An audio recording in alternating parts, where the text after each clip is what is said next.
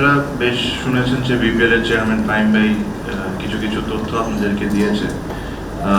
এই জিনিসগুলো কিন্তু খুবই কনসার্ন, বিকজ যখন একটা বিপিএল টুর্নামেন্ট অ্যানাউন্স হয় তার আগে যেভাবে করে 1000 কোটি টাকা দেখা হবে বা এত টাকা ব্যাংক গ্যারেন্টি না দিলে টিম দেওয়া হবে না, আপনারা আজকে পরিষ্কারভাবে শুনেছেন। আমরাও এই জিনিসটা ডিটেইলড ভাবে চেক করেছি যে কে কি দিয়েছে।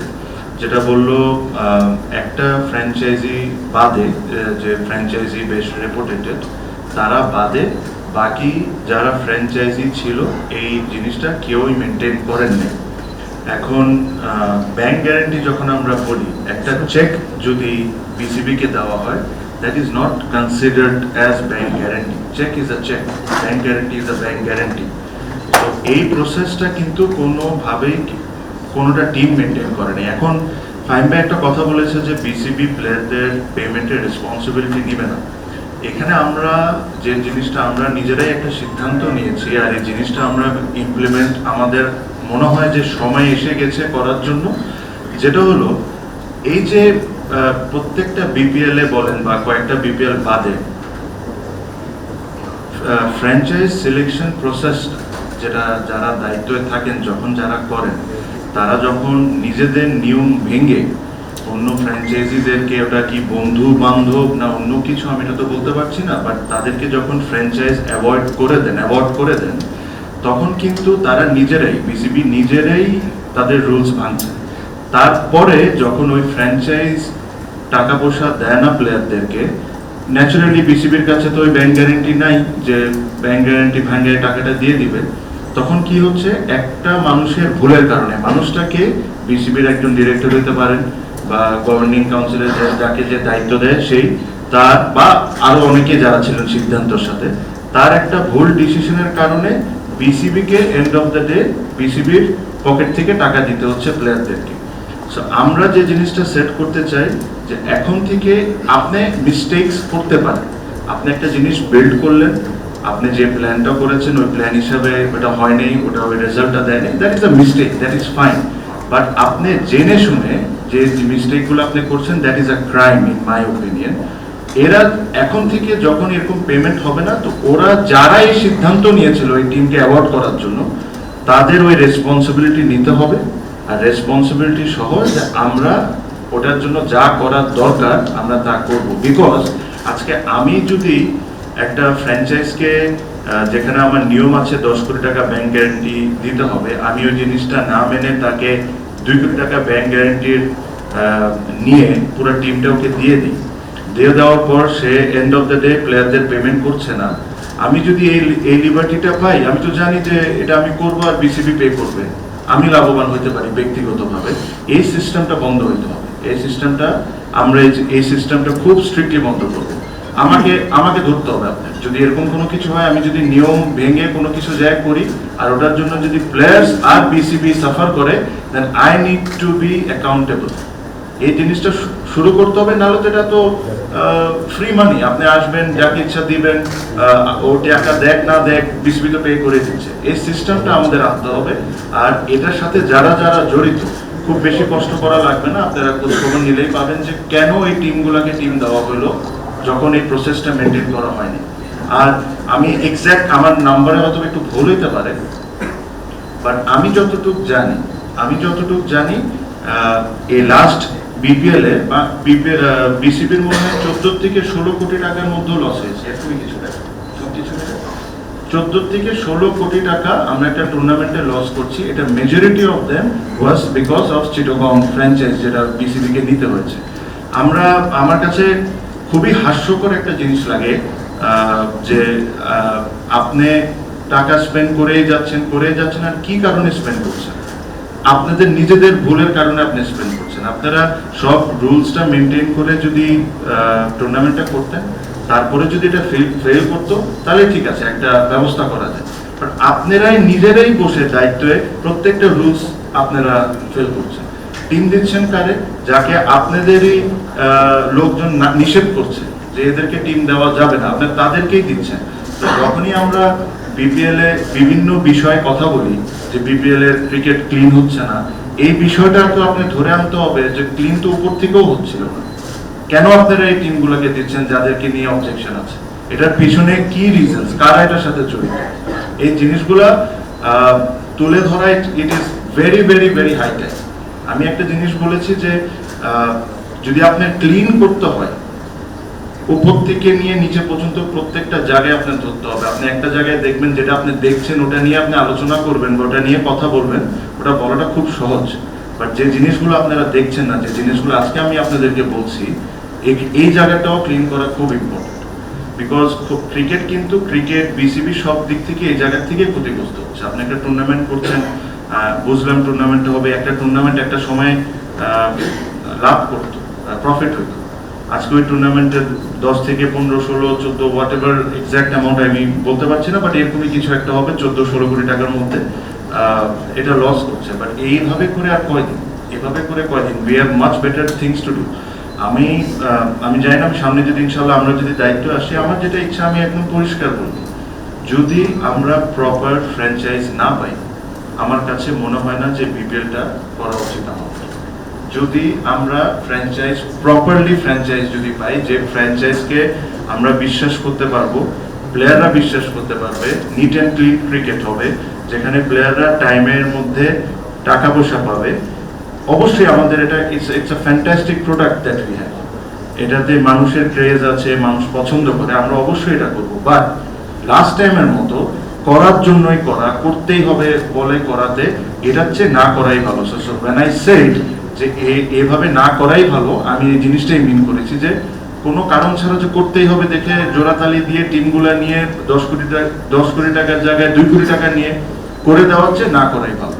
সো আশা করি আমরা বা ভবিষ্যতে যারা আসবে they will start working towards this. আর আমি এখনো বিশ্বাস করি আমাদের এখানে অনেক বড় বড় কর্পোরেট আছে যাদেরকে আমাদের কনভিন্স করতে হবে যে এখানে আসার জন্য, এখানে এসে পার্টিসিপেট করার জন্য। আমি আবারও বলি, BPL is a fantastic product. BPL থেকে বাংলাদেশ ক্রিকেট টিমে অনেক ক্রিকেটারই এসেছেন, আমিও এটার অনেক বড় ব্যক্তিগতভাবে ফ্যান। বাট এই জিনিসটা ইয়ার আফটার ইয়ার যদি এরকম ধরনের ইমেজ নষ্ট করে, এটা শুধুমাত্র বিপিএল এর ইমেজ নষ্ট হচ্ছে না, এটা বাংলাদেশ ক্রিকেট বোর্ডের ইমেজ নষ্ট হয়, আমাদের প্লেয়ারগুলোর ইমেজ নষ্ট হয়, আর অ্যাজ আ কান্ট্রি বাংলাদেশের উপরও একটা খারাপ ইম্প্যাক্ট পড়ে। বিকজ যখন বাংলাদেশে বাইরে খেলা দেখে তখন মানে এই জিনিসটা একটা বলা চলে হয় যে বাংলাদেশের টুর্নামেন্ট একটা বিপিএল, ওখানে নন পেমেন্ট ইস্যু, এত ধরনের কথাবার্তা। সো আমার কাছে মনে হয় এই জায়গার থেকে বের হয়ে এসে একটা প্রসেস মেনটেন করে ক্লিন ভাবে আমাদের এই জিনিসটা নতুন করে শুরু করা হোক। আর যেরকম ফাইম ভাইও একমত হবেন, আমিও একমত। Again I am saying this, BPL is a great product, but we need to এই জিনিসটাকে ওয়ার্কআউট করতে হবে properly, with everything should be maintained. আর যদি এসব আমরা না করতে পারি, অ্যাটলিস্ট আমি থাকতে আমি জোড়া তালি দিয়ে আমি এই ধরনের টুর্নামেন্ট করবো না। একটু অ্যাড করতে চাই, আমার এই কথার একটা কারেকশন আমি একটু করতে চাই। প্লেয়ারদের পেমেন্টের রেসপন্সিবিলিটি অবশ্যই পার্টলি আমাদের, বাট আমি যেটা মিন করেছি যে যেহেতু এলওআই কমপ্লাই না করেই ফ্র্যাঞ্চাইজিটা পেয়ে গেছে, এখন আমরা তো ফ্র্যাঞ্চাইজিদের কাছে মানে আমাদের কাছে তেমন কিছু নাই, তাদের থেকে টাকাটা আমরা প্লেয়ারদের দিব কেমনে, শোধ করবো কেমনে। তো ওইটার জন্য আমরা যে কোনো ধরনের লিগাল সহযোগিতা প্লেয়ারদেরকে করবো এবং তাদের কাছে আমরা অলরেডি এটা কমিউনিকেট করেছি। সিম্পল জিনিস, যে ধরেন একটা এইবারে কেসে আমি আপনাকে বলি যে একটা টিমের আমাদের কাছে ব্যাংক গ্যারেন্টি ছিল, তাও পুরো অ্যামাউন্টটা না, বাট প্লেয়ার পেমেন্টের যতটুকু ছিল ওই ব্যাংক গ্যারেন্টি অতটুকু কভার করছিল। তো আমরা ব্যাংক গ্যারেন্টি ইনক্যাশমেন্ট করে আমরা প্লেয়ারদেরকে কিন্তু পেমেন্ট করে দিয়েছি। বাট এখন কয়েকটা টিম এমনও আছে যাদের প্লেয়ার্স পেমেন্ট পেন্ডিং, বাট তাদের ইন রিটার্ন আমাদের কাছে কিছুই নেই। আমরা কিভাবে তাদের পেমেন্টটা করবো? প্রতিটা বছর কি যদি বিসিবি দিতে থাকে তাহলে তো ধরেন এই যে মানে যে কোনো মানুষ এখানে ওন করতে পারে বা বিসিবি নিজেই ওন করতে পারে সবগুলো, কারণ টাকা তো ওরাই দিচ্ছে।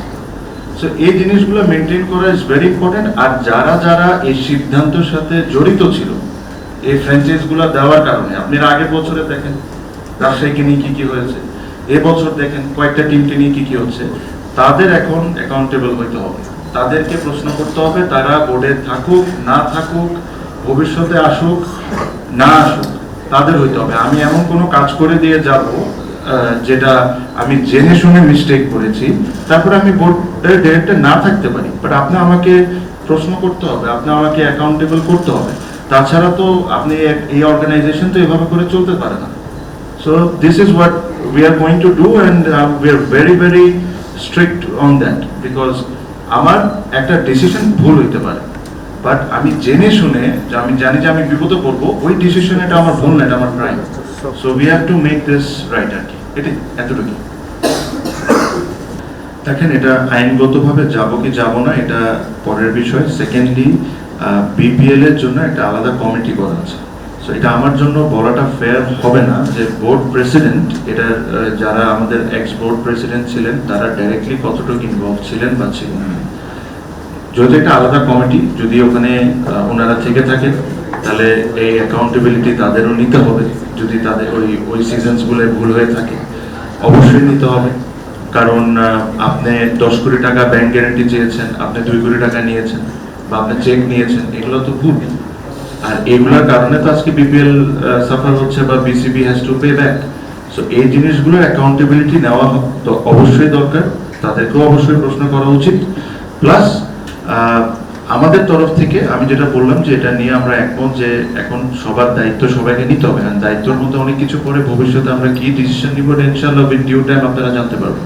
হ্যাঁ, তাহলে অবশ্যই হি has to be accountable, because উনি কোন রিজনসে 10 কোটি টাকার জায়গায় 3 কোটি টাকা নিয়েছেন, বা একটা লোকরে নিষেধ করেছে যে একে টিম না দিতে, তাকে কি কারণে টিম দিয়েছেন, হি has to be accountable, he has two answer all of this things. হ্যাঁ, যদি আমি আপনাকে বললাম দিস ইজ টু আর্লি, আমি জাস্ট মেকিং অ্যানাউন্সমেন্ট। আমরা যখন এটা ইন্টারনালি ডিসিশন নিয়েছি, আমরা প্রথমে এটা এগ্রিড করেছি যে তাদেরকে প্রশ্নবিদ্ধ করতে হবে। ওটা আমরা বোর্ডের ওয়েতেও প্রশ্নবিদ্ধ করতে পারি, আইনগতভাবে এটা this is something that we need to discuss and go forward. হঠাৎ করে আমি যদি বলে দিই যে আমরা একটা মানুষকে সু করবো, that will be not right. So এটা তাদেরকে প্রশ্ন করা হবে যে আপনারা যে জিনিসটা আপনারা দিয়েছেন, কেন দিয়েছেন, আপনারা আনসার দেন। আজকে আপনাদের কারণে তো আজকে এই অবস্থা। আর এই জিনিসগুলো আমি আবারও বললাম, এই জিনিসটা কেউ যদি চ্যালেঞ্জ করতে চান যে আজকে আমরা যে জিনিসগুলো বলেছি, প্লিজ ওয়েলকাম। আমাদের অ্যাকাউন্টস থেকে নিয়ে কি কি আছে এগুলো সব আমরা দেখাই দিব। আপনি আমাকে একটা জিনিস বলেন না, সব কিছু বাদ দেন। 2টা ফ্র্যাঞ্চাইজ টুর্নামেন্ট খেলে ফেলেছে, তাদের এগ্রিমেন্টই সাইন হয়, এটা কি আপনি মনে করেন এটা ভুল? এটা কি ভুল হইতে পারে? তো don't you think he has to be answerable?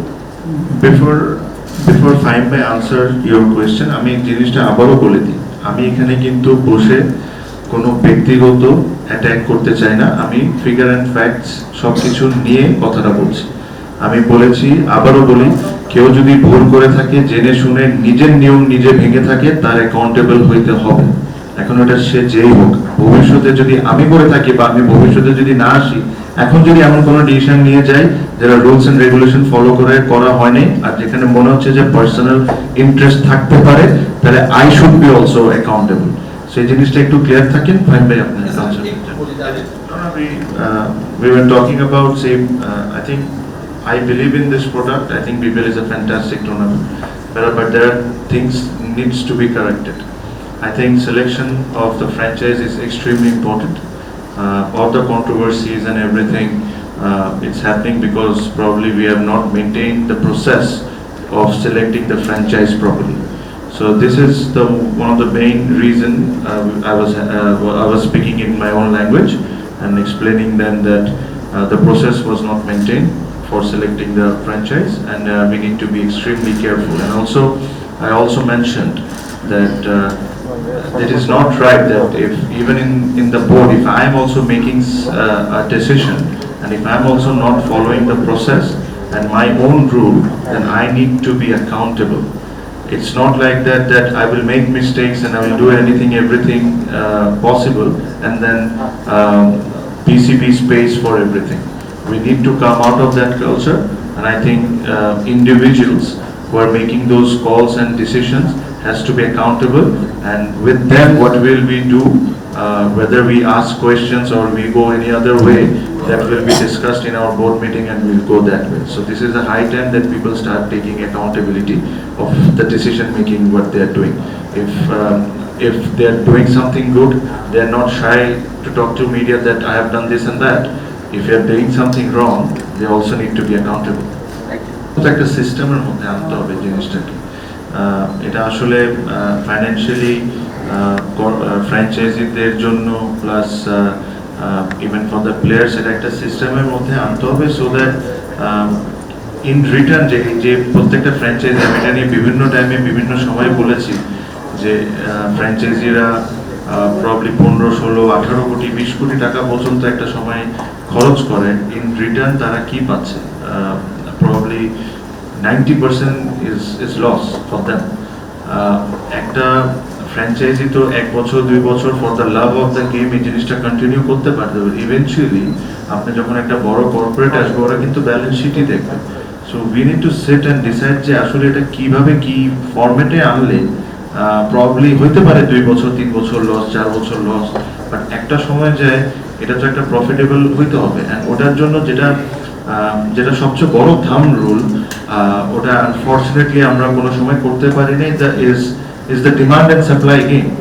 আপনি যদি পৃথিবীতে যে সাকসেসফুল টিমগুলা, ওরা কিন্তু এই জায়গাটাই সবচেয়ে বেশি ইম্পর্টেন্স দেয়, is the demand and supply. আপনি আজকে আইপিএল বা অন্য বড় বড় লিগে চাইলেই কিন্তু যে টিম কিনে নিতে পারবেন না। আপনার you have to wait certain years, আর অনেক কষ্ট করে যদি কেউ বিক্রি করতে চায় তাহলে হয়তো বা সার্টেন পার্সেন্টেজ আপনি কিনতে পারেন। বাট আনফর্চুনেটলি বাংলাদেশে কালকে ঘুম থেকে উঠেও আপনি একটা বিপিএল টিম কিনতে পারবেন। তো এই ডিমান্ডের সাপ্লাই যদি না থাকে, তো এটার চাহিদা তো কোনোদিন বাড়বে না। এই জিনিসটাকে আমাদের সামহাও ওই যে এটা আমরা কখন করতে পারবো, যখন আমাদের কাছে 6টা টপ ফ্র্যাঞ্চাইজি থাকবে যারা is ready to invest in Bangladesh cricket for 10 years। তখন probably on the 6th year যদি 7 নম্বর ফ্র্যাঞ্চাইজ আমরা ইন্ট্রোডিউস করতে চাই, মেবি তখন ওর ভ্যালুটা বাড়বে। এটাই আপনি যদি দেখেন, that's the economic of it, the demand and supply. আমরা কোনো সময় এই জিনিসটা মেনটেনই করতে পারি না। Not necessarily, absolutely not necessarily যে আমি সিদ্ধান্ত নিবও না, যে আমি যে টাইমলাইন আমাকে কভার করে না ওরকম কোনো সিদ্ধান্ত আমি নিব না। বাট এই জিনিসগুলো এক্সপোজ করাটা ইজ ইকুয়ালি ইম্পর্টেন্ট, বিকজ মানুষজন বা প্লেয়ার্স বা মিডিয়া যখন আমরা কোনো কিছু ভালো অ্যাচিভ করছি, আমরা কিন্তু খুব বুক ফিলায় এই জিনিসটা আপনাদেরকে জানাই।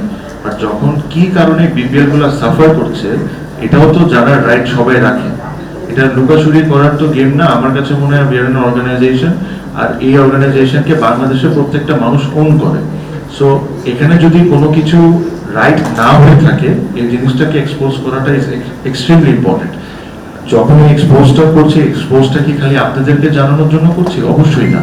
এই এক্সপোজটা করছি পরবর্তী যারা বোর্ডরা আসবে, তখন তারা এটা জানতে পারবে যে what has happen and what has not. তখন তাদের সিদ্ধান্ত কি হবে এটা তো আমি বলতে পারি না, বাট অ্যাটলিস্ট ওনাদের জেনে থাকাটা ইজ ভেরি ইম্পর্টেন্ট। আমি তো ক্লিয়ার করেছি এটা, আই হ্যাভ সেড অ্যাকাউন্টেবিলিটি নিতে হবে। পরবর্তী স্টেপ আমরা কি নিব এটা আমরা বোর্ড মিটিং করে ডিসিশন নিব। আমি তো এটা অবশ্যই মনে করি যে তাদের অ্যাকাউন্টেবিলিটি নিতে হবে। গভর্নিং কাউন্সিলে আমি গতবার ছিলাম, এটা ট্রু। আমাদের অভিযোগটা যদি আপনাদের মনে থেকে থাকে, আমরা বলেছিলাম যে আমাদের না জানিয়ে ডিসিশন হচ্ছিল। আর এটা প্রমাণ হচ্ছে গভর্নিং কাউন্সিলের মিটিং কয়টা হয়েছে। গভর্নিং কাউন্সিলের মিটিংয়ে যদি কোনো এই ধরনের কোনো ডিসিশন মিনিটস হয়ে থাকে, then I am also responsible. But I am sure আমি ওই ডিসিশনগুলোতে ছিলাম না। আর 9টা প্লেয়ারের বিষয়ে এটা আপনারা একটু পরে জানতে পারবেন। আমরা বের হওয়ার আগে তামিম এটা নিয়ে কথা বলবো।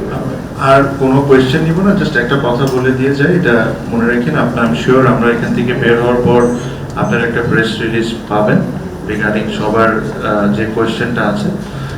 এখন রিয়াসত ভাইয়ের কোয়েশ্চেন ধরেই বলি যে যেহেতু এই তদন্তটা অনেক দিন ধরে চলছিল, ওই তদন্ত চলার সময় আমরা বোর্ডে ছিলাম না, বাট আমাদের সাথে এটাতে আমাদের কি ইনভলভমেন্ট, আমার কাছে মনে হয় যে যখন এই জিনিসটা আসে, একটা বোর্ড ডিসাইড করতে পারে এই জিনিসটাকে লেন্দি করা, আর একটা বোর্ড ডিসাইড করতে পারে এই জিনিসটাকে একটা এক্সাম্পল হিসাবে সেট করে দেওয়া। আমাদের কাছে যখন এই জিনিসটা নিয়ে আসছে, তখন আমরা জিনিসটা দেখেছি। আমি 2টা প্রশ্ন করেছি, do we have enough evidence? I got my answer. I said execute. This is high time to set an example in Bangladesh cricket যে এই জিনিসটা একটা এক্সাম্পল হয়ে শুরু হইতে হবে। আমরা এই জিনিসটাকে চাইলে অথবা ড্র্যাগ করতে পারতাম, আরও 2 মাস 3 মাস নিয়ে যেতে পারতাম, ইলেকশনের পরে নিয়ে যেতে পারতাম, এটা একটা বোর্ড ডিসাইড করতে পারে। বাট আমাদের যে এতটুকুই আমাদের ইনভলভমেন্ট, পুরো তদন্তেতে আমরা ছিলাম না, এভিডেন্স কালেক্ট করাতেও আমরা ছিলাম না, অনেক ইনফরমেশনও আমাদের কাছে ছিল না। যখন আমাদেরকে এগুলো সব পরবর্তীতে প্রেজেন্ট করা হয়েছে, আমাদের বোর্ডের তরফ থেকে একটাই কথা বলা হয়েছে যে do we have enough evidence, we got our answer and I said execute. এটাই ছিল আমাদের বোর্ডের ডিসিশন। আপনারা পেয়ে যাবেন এটা। Thank you.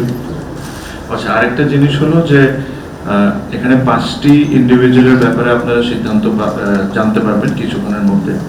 এর বাদে everyone is available until further notice. যদি ক্রিকেটারদের কথা বলছি আমি, they are all available until further notice, এই 5 জনের বাইরে।